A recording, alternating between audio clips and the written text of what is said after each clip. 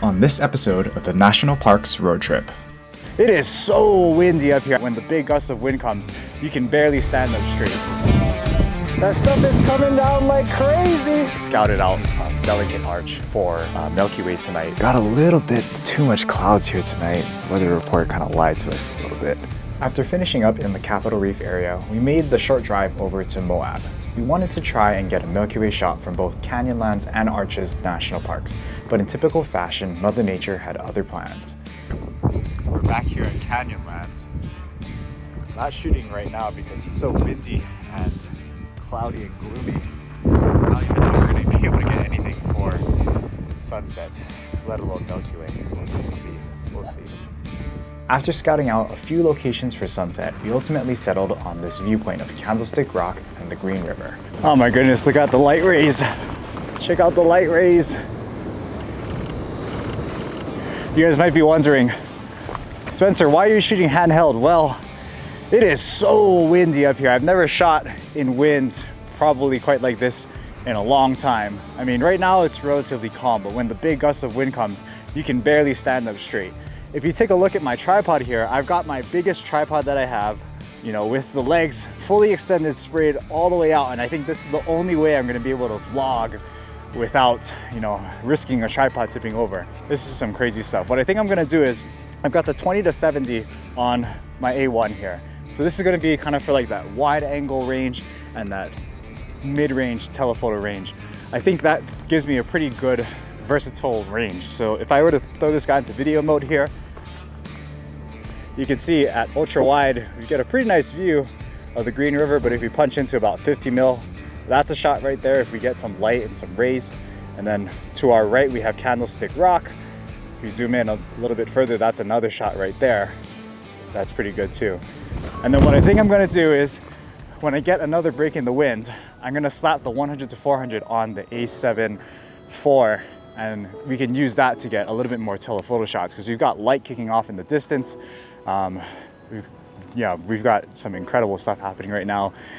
But yeah, it's gonna be very, very interesting how we approach the sunset, because I think we've all agreed that this is like a tripod free zone right now because it's so windy. Everyone's shooting handheld.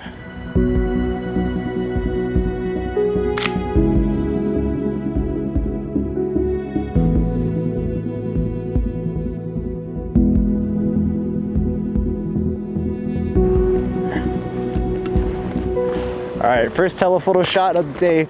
We've got some light starting to kick off those buttes back there. Just gonna zoom in with the 100 to 400 here. Yeah, those rays look insane.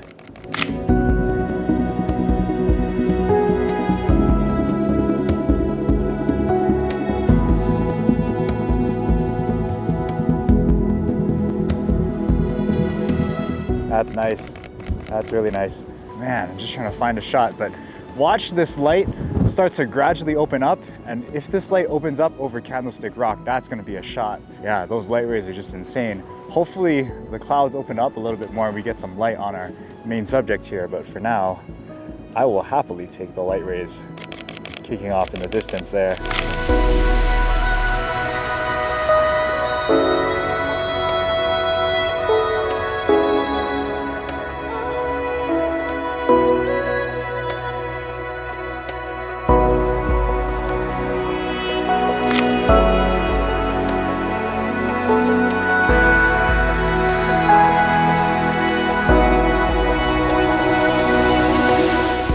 Looks like it's heading towards that direction.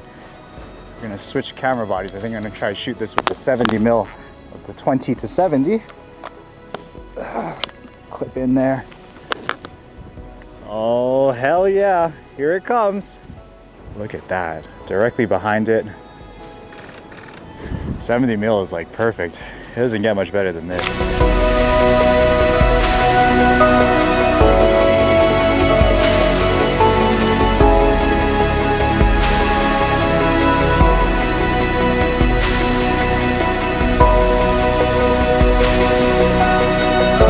Stuff is coming down like crazy.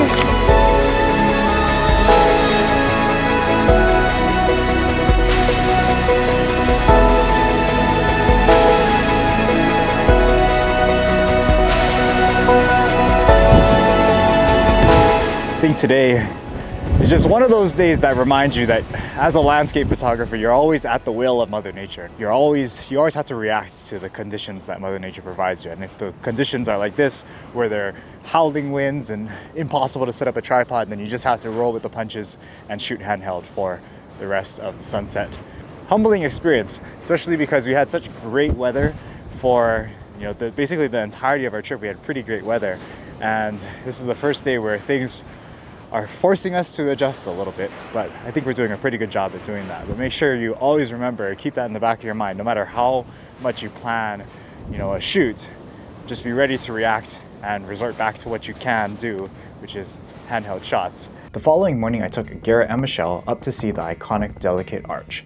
Last year, our entire group made an attempt to shoot sunset and stay for Milky Way. However, the clouds ultimately ruined our night, so you bet I was eager to get revenge on this arch this time around. I didn't bother bringing my camera on this day hike to allow myself to rest. I did, however, do a little bit of scouting with photo pills and found an even better composition than the one that I was going for last time. As the skies cleared throughout the afternoon, we made one last attempt at sunset over at Dead Horse Point. Check out this view. Alright guys, welcome back to Dead Horse Point. We are out here today at sunset, and as you can see, the sky has cleared. It's totally clear pretty much now, except for a few clouds over the mountains. Probably gonna set up a time lapse from this pretty cool landscape. How we have our red and orange rocks here in the foreground, and then behind them are the snow-capped mountain peaks. So it's pretty awesome.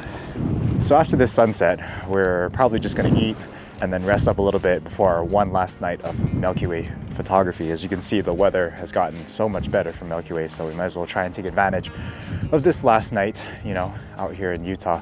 It's been an eventful couple of hours that we didn't film. After we scouted out Delicate Arch for Milky Way tonight, we were heading towards Double Arch to find some more Milky Way compositions for Darwin and Garrett them, since both of those guys don't really want to do Delicate Arch at stupid o'clock like me. They were planning on shooting like Double Arch, Turret Arch, but unfortunately Garrett I think he did pass out a couple times and then was like cramping up really bad, was just very dehydrated, so had to kind of take care of him for a little while. He's doing all right.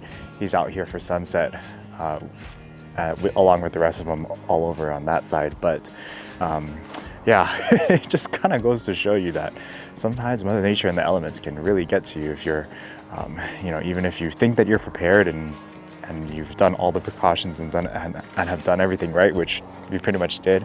Except we didn't eat beforehand, so that may have played into a factor as well. But yeah, it does make me think about not doing Delicate Arch tonight. But I think if I get rid of a lot of my heavy camera gear and only bring as minimal camera gear as I can, then I think I'll be able to do it just fine. But still, makes me a little nervous to do this Milky Way mission tonight. But it's all right. I think we'll be fine. So believe it or not, when coming to Moab, I did have a video idea in plans, and that video idea was to review a night photography filter. But since the weather has not been great for night photography, I obviously haven't been able to review said filter. We've just been kind of heading out to viewpoints, photographing some nice landscapes, and getting some pretty cool shots. But there really isn't a whole lot more to that. It's just like a standard travel video. But since we've actually got some clear skies here tonight, we can actually review this guy over here. This here is a night photography filter.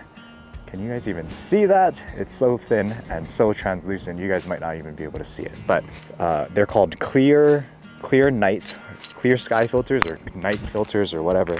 But this specific one is made from Haida. And what they do is they pretty much reduce the light pollution in your photos. And I figured I'd try to use Moab as the perfect place to test these night photography filters, because the Moab town itself emits a lot of light pollution that you can see in the photographs. Even though Canyonlands and Dead Horse Point and Arches are all dark sky parks, still yet surprisingly Moab emits a lot of light pollution. They should probably do something about that. But it's actually the perfect reason to test out these filters to see if they actually work. All right, so scientifically, I don't exactly know this off the top of my head, but I have written down here in my notes that night filters block the yellow sodium vapor light mercury vapor light, and the yellow light emitting from low CRI LEDs. Whatever. Essentially, in in regular photography man terms, it's basically that yellow light that comes from city lights and street lights and all that basically cuts down so that you can see the stars behind it a little bit better. So we'll be able to take shots with the filter, without the filter, and then when we take it back home, we'll be able to compare it side by side. So, you know, we'll see basically how it works. But if I pull this out here, Haida actually makes, you know, other rear filters like ND filters that you can slide in on the back of your lens. So right here I've got the 14mm G Master, and you can see there's a little slot there that you can slide in your filters. Let me kind of just demonstrate it here. You have to replace the standard rear plate with this filter holder, and then basically what you do is you just grab the filter, slide it in, and then there's a lever that closes off the filter so that way it doesn't come out. And then you then can put the lens onto your camera, and you've got like an ND filter, but in this case we're using the clear sky filter. And based off of my scouting earlier, it seems like 14mm is going to be the way to go for this Milky Way shot at Delicate Arch, with me sitting right below Delicate Arch and the core right through the middle of the arch. So hopefully we can get that tonight.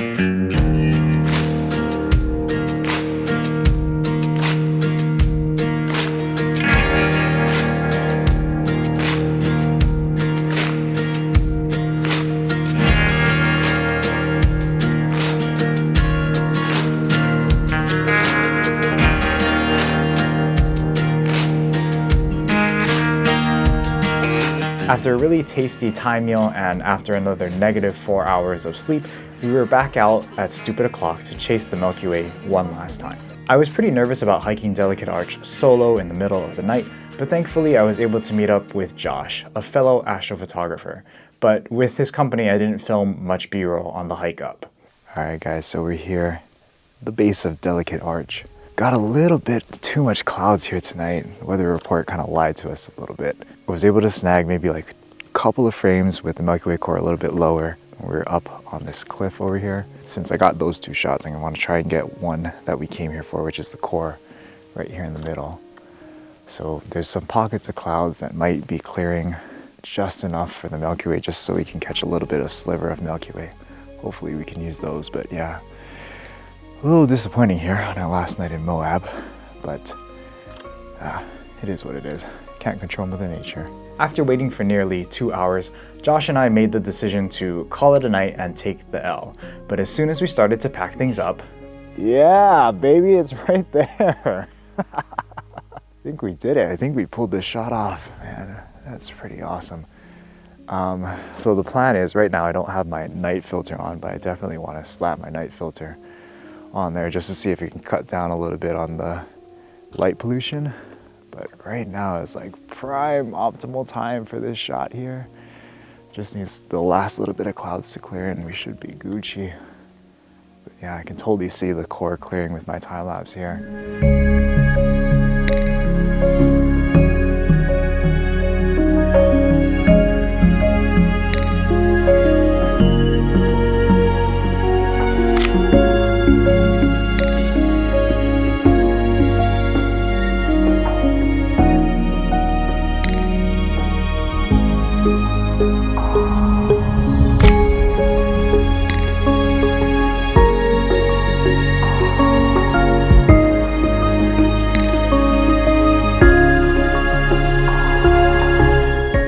Guys, well, we did it. Caught the Milky Way core through Delicate Arch. Somehow, someway, these clouds cleared up. It's about 3:30, I think almost 4 o'clock now, but we definitely did it. I did try switch on that night filter, and it does seem like it does make a big difference even on the back of the camera. Yeah, I took a couple selfie shots here too. Just gonna get this time lapse, real quick time lapse of the core coming through the arch. But man, what a way to end off this trip. It's a crazy trip, very little sleep, but totally worth it. Totally worth it.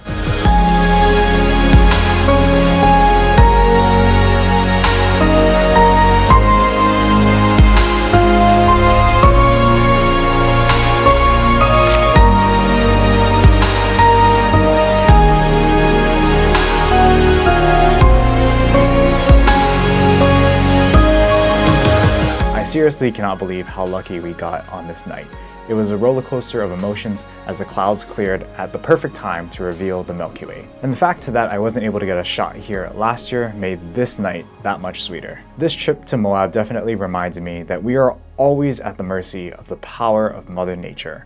From the crazy winds from yesterday to Garrett's dehydration health scare, and even to this frantic evening with the clouds clearing just at the right moment. I'm just happy that this trip ended off on such a solid note and that I don't have to chase Milky Way at this stupid arch one more time. But now let's compare the results of our light pollution filter test. Now all of these images that you're going to see were shot with the exact same settings, one without the filter and one with the filter. So if we take a look at our first raw image here, you can see the light pollution very clearly from Moab. There's a lot of orange haze up here in the sky. And then when we process the image here, you can see that we can cut through some of that light pollution and do a little bit of color correction to achieve a good result. This little bit of cloud here in the bottom of the frame doesn't exactly help us here, but overall, it's not a terrible result. However, after throwing out that night filter, let's take a look at this raw image here. Wow, that's a big difference. And when you compare it to the image without the night filter here, the sky does look a lot cooler in the image with the filter. And remember, this is all shot with the exact same settings. The only thing that's different here is that this image on the left has the filter applied. So you can see that the filter really does cut down on a lot of that orange glow and that orange haze from the light pollution to reveal a little bit more of the natural color of the night sky behind there. And once we process this image here, you can see that this filter does quite a good job about minimizing any of that yellow haze coming from the town lights. We can see a lot more of that natural color of the Milky Way core, as well as like all of the air glow coming off the sides outside of the Milky Way as well. And if we compare these two processed images side by side, you can see that the image without the nighttime filter definitely has a lot more of this orange color cast and this orange glow right at the bottom of the Milky Way core. I tried to process this image enough that I would try to minimize the effect of light pollution on this part of the core, but really you can only do so much. And when we compare it to the image with the filter, you can just see the Milky Way core just looks so much more cleaner and so much more natural. Now I wouldn't expect this filter to cut through heavy amounts of light pollution, like if you're trying to shoot Milky Way over a dense city like New York or San Francisco. I think the city lights themselves would just overpower the Milky Way. But if you find yourself in an area like Moab, Bryce Canyon, or any other Bortle 2 sky locations where Milky Way is still visible pretty well, but there's just a little bit of light pollution in your frame, this filter can definitely take those images and turn them into images that look closer to more Bortle 1 locations like Capitol Reef. But that's gonna about do it for this video, as well as unfortunately put a wrap on this National Parks road trip. It sure was awesome, and I definitely checked off a lot of my bucket list items for Utah. But after exploring these parks for 2 years, our group agreed that a change in scenery was the right move for our next upcoming trip. I can't wait to see what's in store for us next year. Thank you all so much for watching this video, and an even bigger mahalo to those of you who have watched throughout this entire National Parks road trip. Your support is truly appreciated. If you like this type of travel, vacation, and a little bit of edumacation content, then hit that like button and make sure that you are subscribed, because I've got a few more fun trips planned coming up in the next few weeks. See you guys then. Peace out. Oh, not again.